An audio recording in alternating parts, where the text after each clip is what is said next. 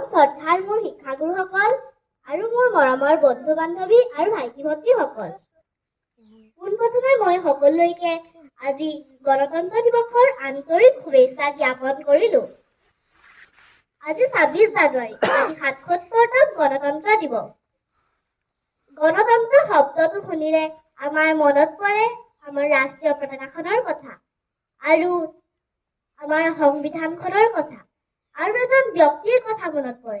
সেই ব্যক্তিগৰাকীয়ে হ'ল ডক্টৰ ভীমৰাও আম্বেদকাৰৰ কথা।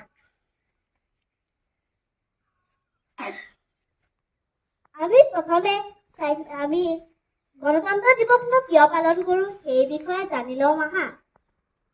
1950 চনৰ ২৬ জানুৱাৰী তাৰিখে আমাৰ ভাৰতৰ সংবিধানখন সম্পূৰ্ণৰূপে কাৰ্যকৰী হৈছিল আৰু সেই ২৬ জানুৱাৰী তাৰিখে আমাৰ দেশ ভাৰতে এখন গণতান্ত্ৰিক গণৰাজ্য মৰ্যাদা লাভ কৰিছিল আৰু সেই দিনটোকে সন্মান জনাই ২৬ জানুৱাৰীৰ দিনটো গণতন্ত্ৰ দিৱস হিচাপে পালন কৰা হয়।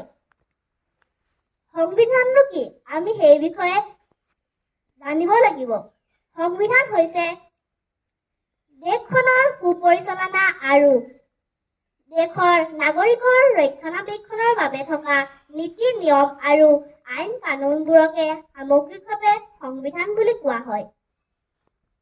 আমাৰ প্ৰত্যেকখন দেশৰে এক নিজা নিজা সংবিধান আছে।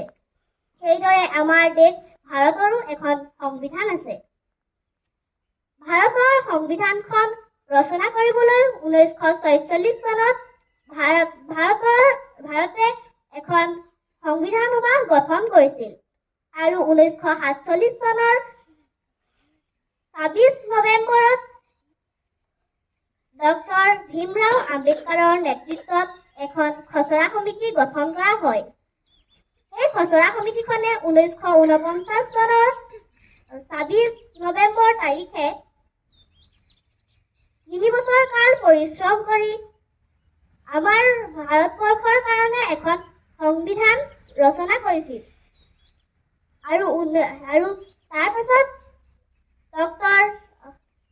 সংবিধান সভাৰ সভাপতি ডক্টৰ ৰাজেন্দ্ৰ প্ৰসাদে সংবিধানখনত চহী কৰি 1950 চনত সংবিধানখন সম্পূৰ্ণৰূপে গৃহীত হৈছিল। আজি গণতন্ত্ৰ দিৱসৰ বিষয়ে মই ইয়াকে কৈ মই মোৰ চমু বক্তব্য ইমানতে সামৰিলোঁ। জয় হিন্দ, জয় ভাৰত। ধন্যবাদ।